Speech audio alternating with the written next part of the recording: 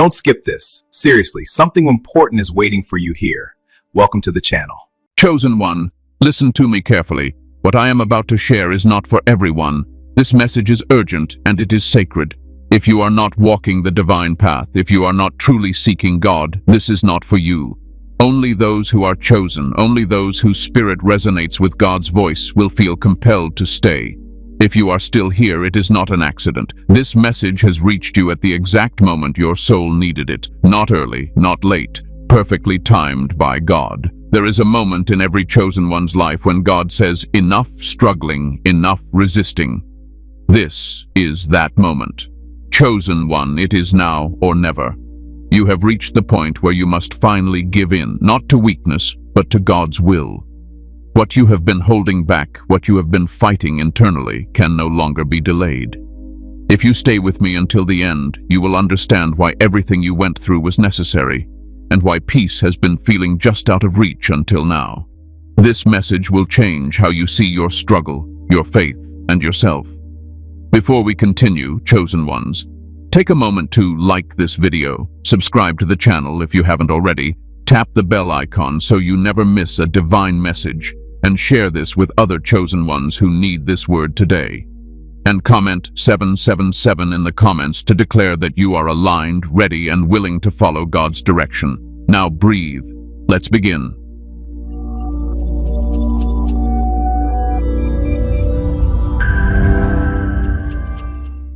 Section 2. The inner war you've been fighting. Chosen one, I need you to understand something very important right now. The exhaustion you have been feeling is not physical. It is spiritual. It is emotional. It comes from a long, silent war that has been happening inside you. A war most people around you will never see and never understand. You have been fighting yourself for a long time. On one side of you is faith. On the other side is control. On one side is trust in God. On the other side is fear of what happens if you let go.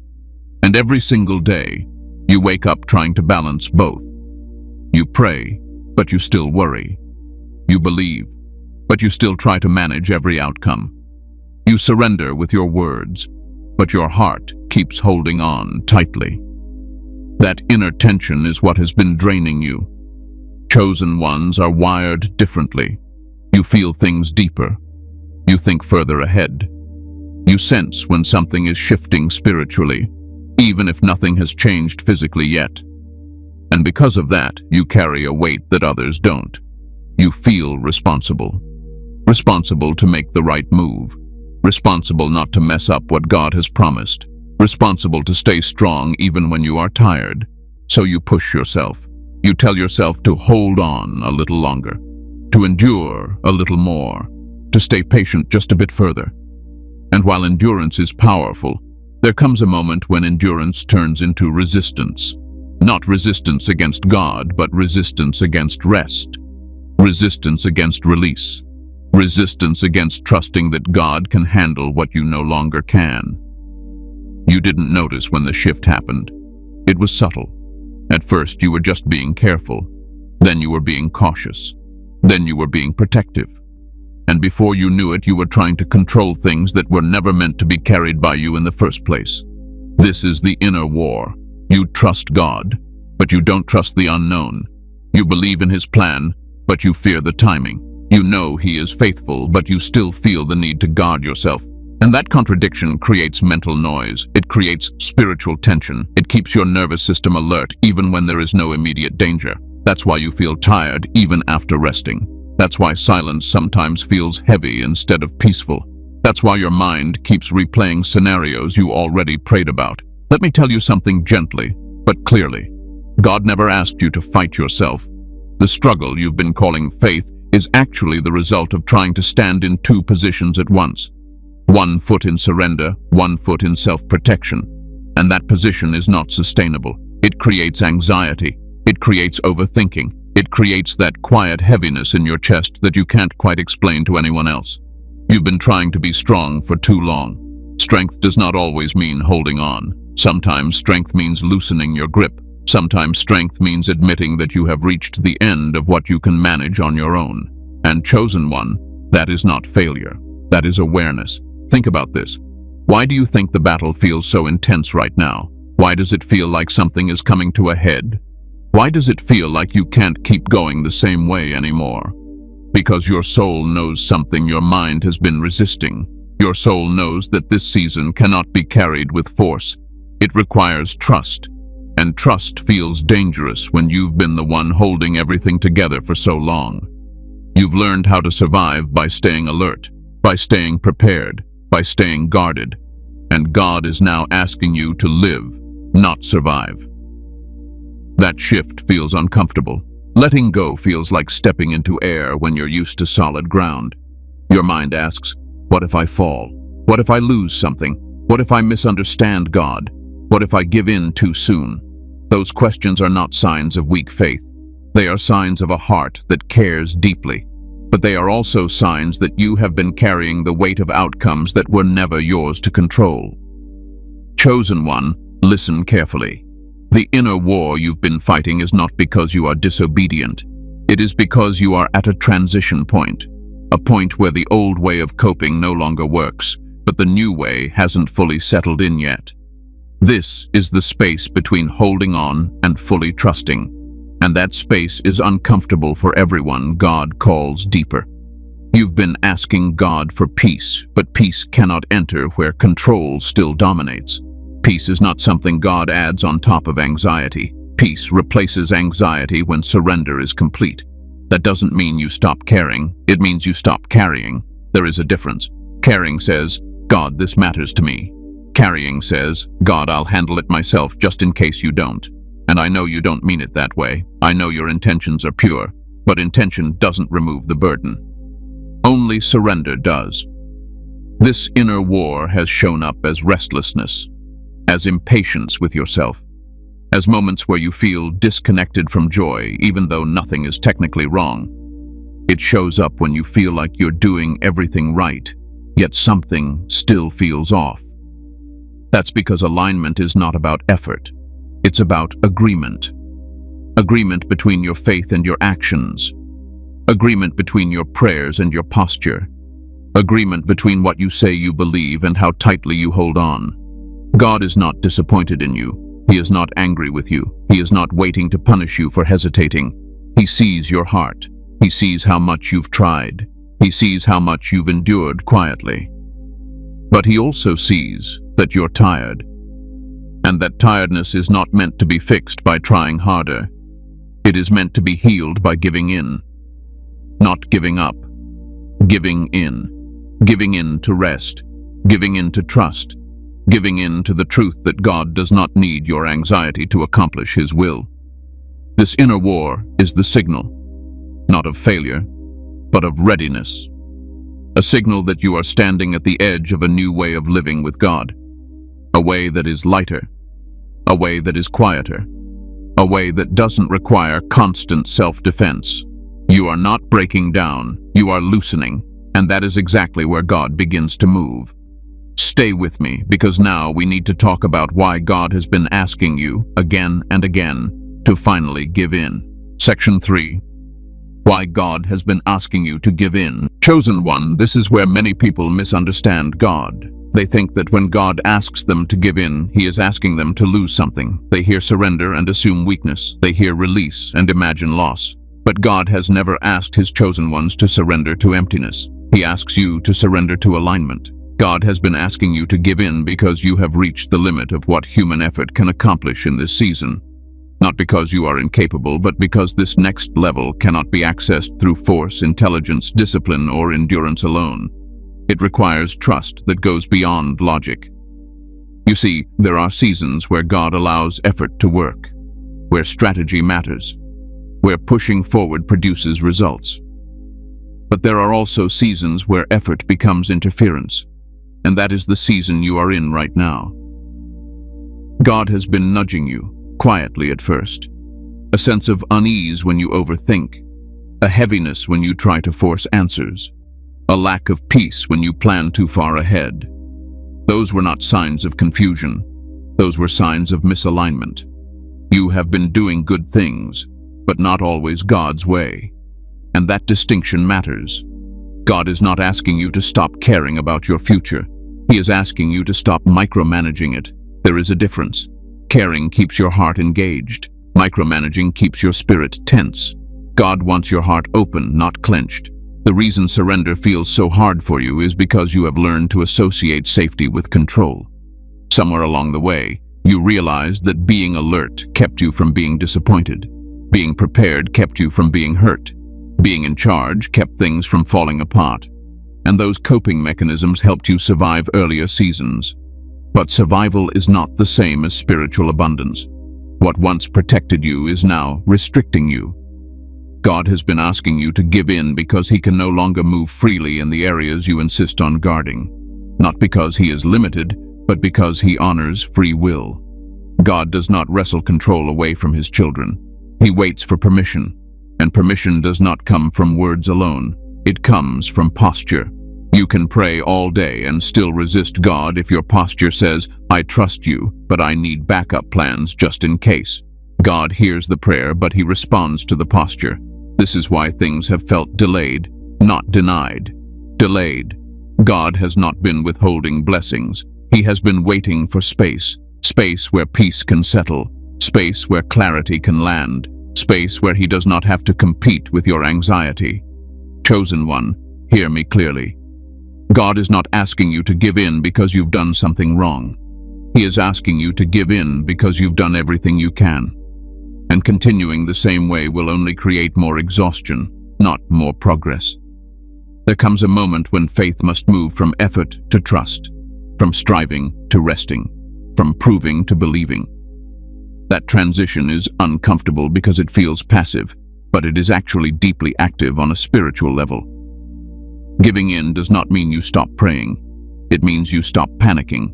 Giving in does not mean you stop dreaming. It means you stop forcing timelines. Giving in does not mean you stop acting. It means you stop reacting from fear. God has been asking you to give in because He wants to lead, not just advise. But leadership requires followership. And followership requires letting go of the illusion that you need to see the whole path before taking the next step. You want clarity before obedience. God wants obedience before clarity. That is the tension. You've been asking God for answers, signs, confirmations, reassurance. And God has been saying, "Trust me. Walk with me. Let me handle what you cannot see." But trust feels risky when you've been responsible for holding things together for so long. Let me say something that may settle your heart. God is not offended by your questions. He is not threatened by your hesitation, but He cannot override your grip. When your hands are full of worry, there is no room to receive peace. This is why God has been repeating the same lesson in different forms, different situations, same theme, different people, same message, different seasons, same instruction. Give it to me. Not because you're weak, but because you're ready. You are standing at the edge of a shift that requires humility, not hustle. Humility to admit that you don't need to carry everything. Humility to accept that God's way may look quieter than you expected, slower than you hoped, less dramatic than your imagination, but far more stable. You've been taught that strong faith looks loud, but often the strongest faith is quiet. It doesn't argue with God. It doesn't negotiate outcomes. It doesn't demand explanations. It rests. And rest is not inactivity. Rest is trust in motion. God has been asking you to give in because He wants to restore your nervous system, not just your circumstances. He wants to heal the part of you that learned to stay tense to stay safe. He wants to teach you that safety comes from Him, not from vigilance. That's why peace has felt elusive. You cannot experience peace while rehearsing worst-case scenarios. You cannot feel joy while bracing for impact that God never intended. Giving in is the doorway to peace, not the consequence of peace. You don't give in because you feel calm. You feel calm because you give in. This is where many chosen ones get stuck. They wait for peace before they surrender. God asks for surrender before peace arrives. And that leap feels terrifying when you're used to certainty. But chosen one, listen to me with your spirit, not just your mind. God has never failed you when you trusted Him fully. The moments that hurt the most were the moments you tried to protect yourself from pain instead of trusting God through it. Control did not spare you from pain, it only prolonged the lesson. God is asking you to give in because the next season will require less effort and more agreement, less planning and more presence, less striving and more listening. You are not losing control, you are transferring it from limited hands to faithful hands, from anxious thoughts to divine wisdom, from self-reliance to God-dependence. And that transfer feels like death to the ego, but life to the soul. This is not about abandoning responsibility. It is about redefining it. Your responsibility is obedience. God's responsibility is outcome. You have been carrying God's part for too long, and God, in His mercy, is saying, "Let me take it now." Because what He is about to do cannot be managed by your old methods. It requires faith that rests, trust that listens, obedience that doesn't need guarantees. This is why He keeps asking you to give in, not to break you, but to free you. And now that you understand this, we need to talk about the cost of holding on for too long. Section 4. The cost of holding on too long. Chosen one, this is the part most people avoid talking about, not because it is harsh, but because it is honest. Holding on feels responsible, it feels mature, it feels like strength, and for a time, it may even look wise. But when God asks you to release something and you continue to grip it tightly, there is always a cost, not a punishment, a consequence. And that cost is not always obvious at first. You didn't lose everything overnight, you didn't collapse, you didn't fall apart. Instead, something quieter happened. Peace slowly slipped away. Joy became harder to access. Rest stopped feeling restorative. You kept going, but you stopped feeling fully alive while doing it. That is the cost. When you hold on too long, you don't necessarily break. You harden. You adapt to tension. You normalize stress. You tell yourself this is just how life is now. And chosen one, that is one of the most dangerous places to be. Not because you are weak, but because you become used to living without the fullness God intended for you. You begin to function without flourishing. Holding on too long costs clarity. When you insist on controlling outcomes, your vision narrows. You stop hearing God clearly because your mind is too loud with contingency plans. You pray, but you also rehearse. You listen, but you also second-guess. And over time, it becomes difficult to distinguish God's voice from your own anxiety. That confusion is not from God. Holding on too long also costs time. Not because God runs out of patience, but because certain seasons are meant to be entered, not postponed. There are moments when obedience opens doors quickly, and when obedience is delayed, the door does not always stay open the same way. God's plans are eternal, but the form they take in your life can change depending on your response. This is not to scare you, it is to wake you. Some opportunities require readiness more than effort. Some blessings require alignment more than endurance. And when you insist on carrying what God asked you to release, you delay what He is ready to give. Holding on too long costs emotional health. You become hyper-vigilant. You analyze everything. You prepare for disappointment even in moments of peace. Your body stays tense even when there is no immediate threat. And over time, your spirit forgets what it feels like to rest without guilt. You may not call it anxiety. You may call it responsibility. You may not call it fear. You may call it wisdom. But the fruit tells the truth. Peace has been replaced with pressure. Trust has been replaced with tension. Faith has been replaced with monitoring. And none of that was God's intention for you. There is also a relational cost.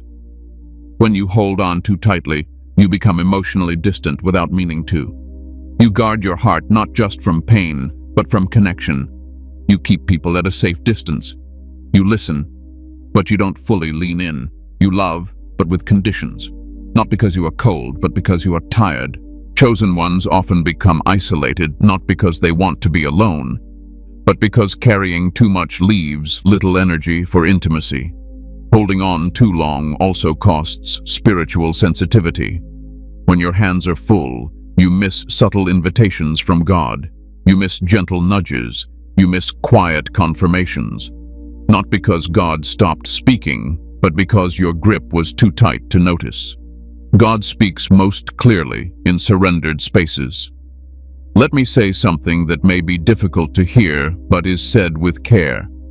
Some of the frustration you've been feeling is not from opposition. It is from resistance.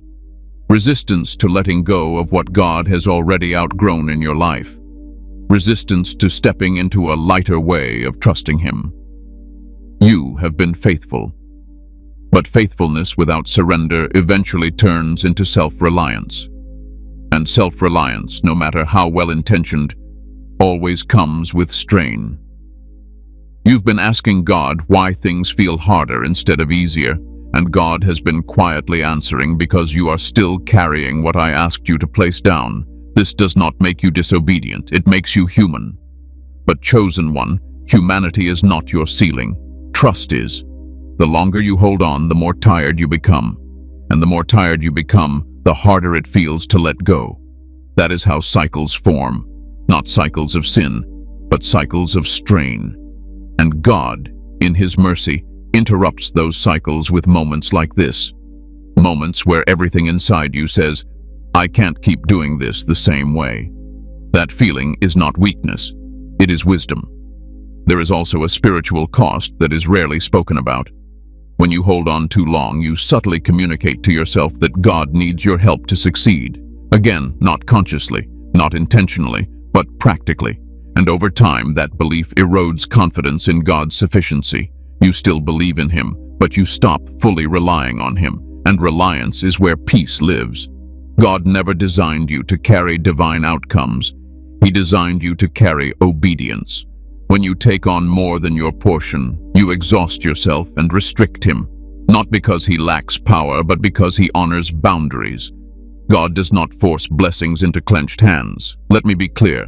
God is not waiting to punish you for holding on. He is waiting to relieve you. He is not frustrated with your hesitation. He is compassionate toward your fatigue, but compassion does not mean He will allow you to stay stuck.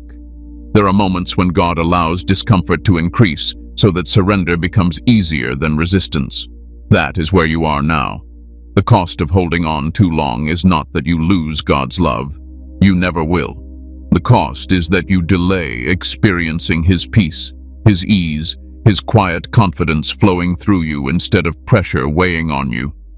You were never meant to live in constant tension. You were meant to walk with God, not brace against life. And the good news is this. The cost you've paid so far is not final. Nothing is ruined. Nothing is wasted. Awareness always comes before change. And right now, you are becoming aware. Aware that holding on has taken more than it has given. Aware that effort has reached its limit. Aware that something needs to shift. That awareness is grace. And now that you see the cost clearly, we need to talk about the moment you are standing in right now. The moment where God says, this is the crossroads. Now or never. Section 5. This is the crossroads moment. Now or never. Chosen one. This is not just another season. This is not another phase that will quietly pass if you wait long enough. This is a crossroads moment, and crossroads are different. They demand a decision, not tomorrow, not someday, but now. You can feel it, even if you can't fully explain it. Something inside you knows that the way you have been living, believing, coping, and holding on cannot continue the same way. It's not dramatic on the outside, but it is loud on the inside. The tension has reached a point where staying the same feels harder than changing. That is how you know you are at a crossroads. Crossroads moments don't come often. God does not rush people into them. He prepares them slowly, quietly, patiently. He lets you try your way. He lets you learn. He lets you carry things longer than He ever intended, not to burden you, but to teach you discernment. And then, when you are finally ready to see the truth without fear, He brings you here. Here is where effort stops working. Here is where control becomes heavy. Here is where faith must mature. Now or never does not mean God will abandon you if you hesitate. It means the invitation you are sensing right now is time-sensitive. Certain doors only open when obedience meets timing. Not panic, not perfection, timing. And your spirit knows the timing is now. You have likely been telling yourself, just a little more time, one more sign, one more confirmation, one more sense of certainty. But chosen one, certainty is not coming the way you want it to, because certainty is not what God is offering you here. He is offering you trust. This is the moment where God stops explaining and starts inviting you into a lighter way of living, inviting you into a quieter confidence, inviting you into a faith that does not need constant reassurance. Crossroads moments feel uncomfortable because both paths are visible. One path is familiar. You know how to survive there. You know how to cope there. You know how to manage your expectations there. The other path feels unfamiliar. It feels uncertain. It feels like stepping away from everything you used to feel safe. But let me tell you something clearly. Familiar does not mean faithful. Sometimes the familiar path is the one that keeps you stuck, not because it is wrong, but because it has already taught you everything it can. God is not asking you to abandon wisdom. He is asking you to stop confusing familiarity with obedience. At this crossroads, God is not asking you to do more. He is asking you to release more. Release old patterns, release old coping mechanisms, release the belief that you must stay alert to stay protected. This is where many chosen ones hesitate, because letting go feels like losing identity. You have identified yourself as the strong one, the responsible one, the one who holds everything together, the one who doesn't fall apart. And God is gently saying, I don't need you to be the strong one right now. I need you to be the trusting one. That shift feels threatening to the ego, but healing to the soul. Now or never is not about fear, it is about readiness. You are ready now in a way you were not before. You have seen enough. You have endured enough. You have tried enough. And God does not waste readiness. There are seasons where God teaches through building, and there are seasons where God teaches through releasing. You are in the releasing season, and releasing always feels like loss before it feels like freedom. But freedom is coming. If you delay this moment, life will not end. God will not stop loving you, but the lesson will repeat. The tension will return in another form. The invitation will come again, but it may not look the same. And each delay makes surrender feel heavier, not easier. This is why the moment feels intense. God is not pressuring you. He is clarifying. Clarifying that what worked before will not work now. Clarifying that effort cannot replace trust anymore. Clarifying that the next season will not respond to force. Chosen one, this crossroads is not about choosing between God and something else. It is about choosing between control and peace, between familiarity and freedom, between surviving and living. You already know which one you want. That's why your soul has been restless. That's why distraction no longer satisfies you. That's why surface-level encouragement doesn't land the same way it used to. You are being called deeper, not louder. Now or never means this. Now is the moment to agree with God instead of negotiating with Him. Now is the moment to stop bracing for impact and start resting in trust. Now is the moment to give God full access, not partial cooperation. And if you don't, if you keep holding back, life will continue to press on the same sensitive areas until you are willing to listen. Not because God is cruel, but because He is committed to your growth. God loves you too much to let you stay half-surrendered. This crossroads also explains why things around you may feel unstable. God often allows external uncertainty to expose internal attachments. When what you rely on begins to shake, it reveals what you trust the most. And right now, God is lovingly asking you to shift that trust fully onto Him. This is not the moment to analyze every possible outcome. This is not the moment to seek consensus from people who do not carry your calling. This is not the moment to wait for perfect emotional readiness. This is the moment to say, God, I don't fully understand, but I trust you enough to move. And movement here is not physical. It is internal. It is a decision, a posture, a release. Chosen one, hear me with clarity and calm. If you choose surrender now, you will not lose yourself. You will find yourself. If you choose trust now, you will not fall apart. you will come together. If you choose to give in now, you will not become weak. You will become free. This is the crossroads moment, and it feels heavy because it matters. God is not asking you to rush. He is asking you not to resist, because on the other side of this decision is not chaos. It is order, not confusion, but peace, not loss, but alignment. And now that you understand the moment you are standing in, we need to talk about what actually happens when you finally give in. Section 6. What happens when you finally give in? Chosen one, let me calm your heart right here, because what you have imagined surrender to be is far heavier than what it actually becomes. You have been picturing chaos, loss, confusion, vulnerability.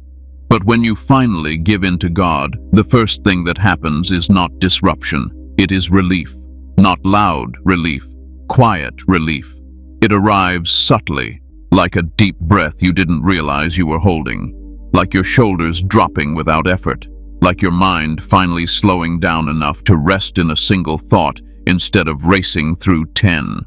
When you finally give in, the pressure to perform disappears. You stop feeling like every decision carries the weight of destiny. You stop feeling like one wrong move will ruin everything.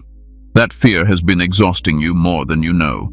Giving in does not remove responsibility. It removes panic from responsibility.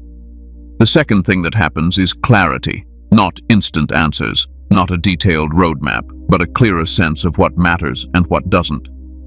Things that once consumed your mental energy suddenly feel smaller, not because they changed, but because you did. You begin to see what God has been doing beneath the surface all along. You start recognizing that delays were protection, that closed doors were direction, that confusion was preparation, and that the silence you feared was actually God teaching you how to listen without demanding. When you give in, your spirit becomes quieter, and that quiet creates space. Space for discernment, space for peace, space for God to speak without competing with your anxiety. This is where many chosen ones are surprised. They expect fireworks. Instead, they find stillness. They expect intensity. Instead, they find steadiness. They expect to feel smaller. Instead, they feel supported. Giving in does not make you passive. It makes you present. You become less reactive, less defensive, less rushed. You stop making decisions from urgency and start making them from alignment. And alignment always feels calmer than urgency. Another thing that happens is emotional healing. Not dramatic healing, not emotional collapse, but gradual unwinding. Old tensions begin to loosen. Old fears stop showing up as loudly. You notice that situations that once triggered you no longer have the same power. That is not numbness. That is freedom. When you give in, God begins to carry what you were never meant to hold. Outcomes, timelines, reactions of others, unknowns. You don't stop caring about them. You simply stop carrying them in your nervous system. This is why peace feels physical when it finally arrives. It settles into your body, not just your thoughts. You sleep differently. You breathe differently. You respond differently. You are still you, just without the constant internal pressure. Another thing that happens is trust becomes natural instead of forced. You no longer have to convince yourself that God is in control. You feel it. And that feeling changes how you move through life. You stop scanning for danger. You stop rehearsing worst-case scenarios. You stop assuming the burden is always yours. Trust stops being an idea and becomes an experience. This is where joy quietly returns. Not the kind that depends on circumstances being perfect, but the kind that exists even when things are unfinished, even when answers are still forming, even when life is still unfolding. Joy returns because resistance leaves. You may not notice it immediately, but one day you will catch yourself smiling without a reason, or feeling grateful without forcing it, or being present without worrying about what comes next. That is the fruit of surrender. When you give in, your relationship with God changes. You stop approaching Him like a problem solver and start relating to Him like a guide. You stop interrogating and start listening. You stop negotiating and start trusting. Your prayers change. They become shorter. They become calmer. They become more honest. Instead of asking God to fix everything, you ask Him to lead you, and leadership is exactly what He has been waiting to offer. Another powerful shift happens here. You stop confusing peace with stagnation. Peace does not mean nothing is happening. It means what is happening is no longer harming you internally. God can move faster when you are at peace. An anxious heart resists God's pace. A surrendered heart flows with it. When you give in, you also begin to recognize divine alignment more clearly. Opportunities appear without force. Conversations unfold naturally. Doors open without struggle. Not because life becomes easy, but because you stop fighting what God is already arranging. Effort is replaced by flow. You will still act. You will still decide. You will still show up. But you will do so without the constant inner argument. Without the fear of missing something. Without the need to control every outcome. This is the life chosen ones are meant to live. A life where faith feels like support, not strain. Let me address a fear you may be carrying quietly. You may be afraid that if you give in, you will lose your edge, that you will become complacent, that you will stop striving and end up falling behind. That fear comes from a misunderstanding of how God works. God does not reward anxiety. He rewards obedience. You don't need fear to stay sharp. You need clarity. And clarity comes from trust. When you give in, your decisions become cleaner. You waste less energy second-guessing. You conserve emotional strength. You stop reacting to every stimulus, and that makes you more effective, not less. You begin to move with intention instead of impulse. Another thing that happens is identity settles. You stop trying to prove that you are chosen. You stop measuring yourself against others. You stop seeking validation from outcomes. You simply know who you are, and that knowing is grounding. Chosen ones who give in stop chasing affirmation because they no longer doubt their assignment. They stop explaining themselves because they no longer need approval. They stop overextending because they no longer confuse exhaustion with faithfulness. This is maturity. God has been inviting you into this maturity, not to take something from you, but to give something to you. Stability. Peace. Confidence that does not depend on circumstances. When you finally give in, God does not overwhelm you with change. He stabilizes you for what is coming. He strengthens your inner foundation so that when blessings arrive, they do not destabilize you. When responsibility increases, it does not crush you. When attention comes, it does not distort you. Surrender prepares you to receive without losing yourself. And perhaps the most beautiful thing that happens is this. You realize you were never alone in the struggle. God was never watching from a distance, waiting to see if you would fail. He was walking with you, waiting for the moment you would stop carrying what He already promised to hold. Giving in is not the end of your strength. It is the end of unnecessary strain. It is not the loss of control.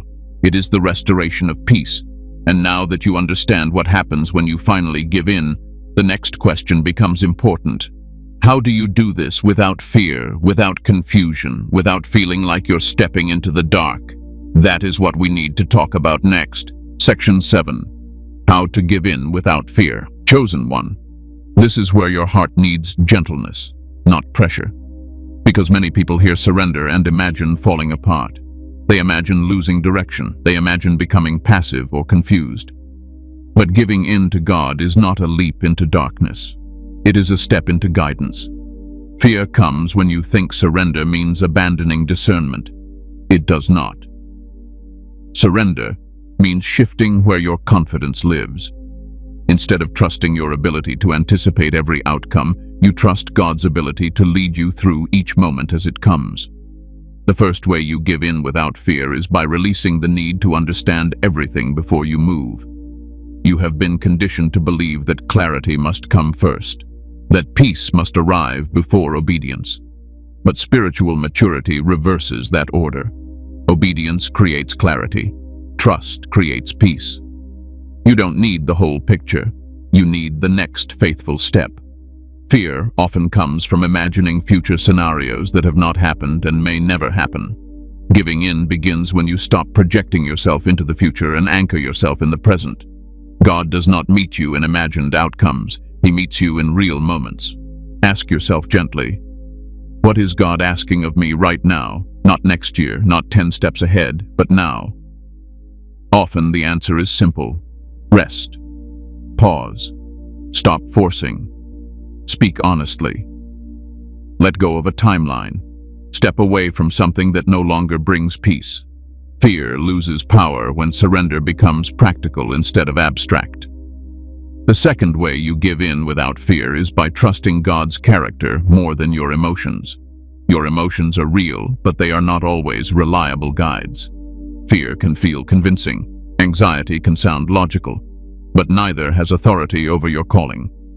God's character is consistent even when your feelings fluctuate. When fear arises, instead of arguing with it, remind yourself who God has been to you. Recall moments where He provided without explanation, where He protected without warning, where He guided without noise. Those memories are anchors. They remind your nervous system that trust has a history. Giving in does not mean you stop feeling fear. It means fear stops making decisions for you. Another important step is learning to release control in layers, not all at once. God rarely asks for everything at the same time. He asks for one area, one habit, one mindset, one attachment. When you release that, peace follows, and that peace prepares you to release the next thing. Fear tells you surrender will be overwhelming. God designs it to be gradual. You also give in without fear by allowing rest to be an act of obedience. This is difficult for chosen ones. You are used to effort, used to endurance, used to pushing through. But there is a kind of rest that is not laziness. It is alignment. Rest says, I trust God enough to stop striving. Rest says, I believe He can work without my anxiety. Rest says, I am safe enough to pause. When you rest intentionally, fear begins to quiet. Your body learns that you are no longer in danger. Your mind slows. Your spirit becomes more receptive. This is why God often invites His chosen ones into stillness before transition. Stillness is not delay, it is preparation. Another way to give in without fear is to stop rehearsing explanations for people who don't need to understand your obedience. Fear often comes from worrying how others will perceive your choices. Will they think you are giving up? Will they misunderstand your silence? Will they question your faith? You are not called to be understood by everyone. You are called to be aligned with God. When you stop managing perception, fear loosens its grip. You realize that obedience does not require approval, and peace does not require permission. Giving in also means learning to pray differently. Not longer prayers, not more emotional prayers, but more honest ones. Instead of asking God to fix everything, tell Him where you are afraid. Tell Him where you feel resistance. Tell Him where you don't know how to let go yet. God does not require polished surrender. He responds to honest surrender. Fear fades when you stop pretending to be stronger than you feel. Another important practice is to stop measuring progress by visible results. Fear grows when you expect immediate confirmation. But surrender often works invisibly at first. God shifts things beneath the surface before you see external change. Trust the unseen work. Just because you don't feel different immediately does not mean nothing is happening. Peace often settles slowly, like sediment falling in water. At first it still looks cloudy, but over time, clarity emerges. Giving in without fear also means allowing yourself to grieve what you are releasing. Even good things can be hard to let go of. Old roles, old dreams, old expectations. God does not ask you to deny that loss. He invites you to process it with Him. Grief does not cancel surrender. It completes it. Fear diminishes when you feel emotionally supported instead of emotionally rushed. Chosen one of the most powerful things you can do is remind yourself daily that God is not testing you. He is teaching you. He is not waiting for you to fail. He is walking with you as you learn a new way of trusting. You are not behind. You are not late. You are not missing something essential. You are exactly where you need to be to learn this lesson gently instead of painfully. Giving in without fear ultimately comes down to this. You stop asking, "What if this goes wrong?" And you start asking, "What if God carries this better than I ever could?" That question changes everything. Fear shrinks when trust expands, not because you force it, but because you practice it.